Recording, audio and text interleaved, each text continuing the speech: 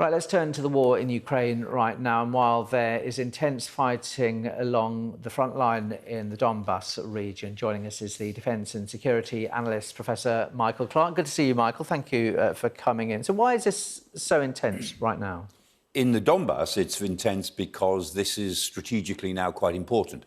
The liberation of Kherson a couple of weeks ago was the biggest setback that the Russians had down in the southwest. But now the attention turns up to the northeast because this area from Svatove to Kreminna that we've been talking about for a little while, this main artery, the P66 highway, is really important to Russian supplies further south. And Kreminna in particular is the sort of hinge. If the Ukrainians take Kreminna, and they've been attacking it very intensively now for some time, then they can hinge round from Luhansk into northern Donetsk. They can begin a big sort of left hook, which will really upset Russian plans. And the Russians know that, and they've dug in ferociously at both Svatove and Kreminna. If they lose that line, the Russians would have to go back to Starobilsk, which is about 35 miles further east, and that will really complicate them, really put them almost back on where they started in February. So that's why it's so important, because Kreminna is the key now to opening up, or failing to open up, the rest of the Luhansk region and move into the Donbas for the Ukrainians. And they seem determined to try to get Kreminna in the next couple of weeks. We'll see. What's all this about Russia launching cruise missiles stripped of their nuclear warheads? Sounds quite incredible. Yes, the Ministry of Defence have confirmed on the basis of what they've seen on the ground that this is NATO knows this is the Blackjack bomber. And the Blackjacks carry this Kh-55 air-launched cruise missile, which is a nuclear missile. The Russians look as if they've taken the warheads off them, that they are using these cruise missiles now without a warhead, just with ballast where the warhead would be, because they have to put something in the space to keep the balance of the missile as it is. And they're using them, so it's inert. It has no explosives, it's just a missile. And they're using them, apparently, almost certainly, as a decoy.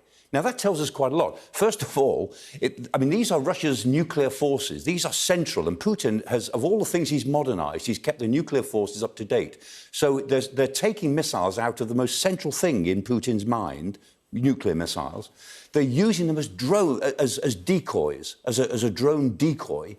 So they're not even using them for explosive purposes. They're using them as decoys, which shows us two things. One is that the Russians really are running short of missiles that they can use. And two, that Ukrainian air defences must be pretty good, because they're having higher levels of success, because the Russians now need to decoy those missiles. So sending a big cruise missile, it might be a 1980s cruise missile. It was designed first came into service in the 80s.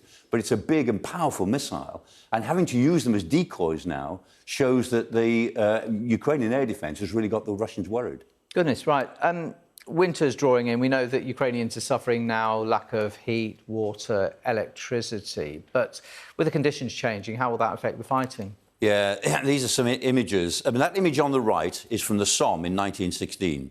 Many people will be familiar with that. That image from the left is Bakhmut last week.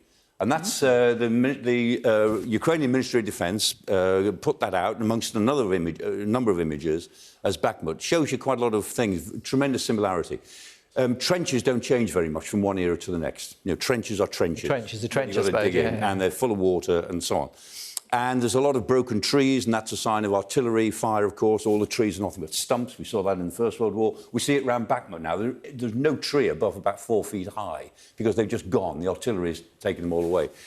And the point is that, winter for the civilians in Ukraine started a couple of weeks ago, in the sense that the Russians have been attacking the electricity. Winter for the troops on the ground starts this week, because the weather is changing now. In the next few days, between now and the weekend, it is expected to be below zero for consistently now, 3 or 4 degrees below zero from now to the weekend. And that will freeze the ground. 3 or 4 days of consistent sub-zero temperatures means the ground is frozen. And that ground will stay, in a normal winter, somewhere between 5 and 10 degrees below.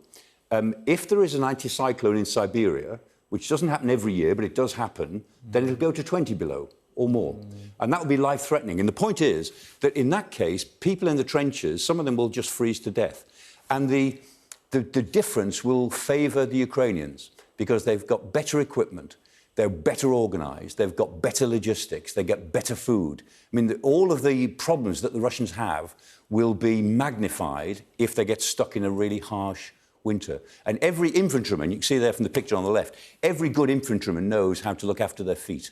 Because looking after your feet in the infantry is fundamental to what you do. Trench foot is it becomes a big problem. There are some cases of that already, trench foot. So they know how to look after themselves. And so in a way, the winter war for the troops is beginning this week. And we'll see how each side copes with it. Absolutely fascinating. Thank you, Michael.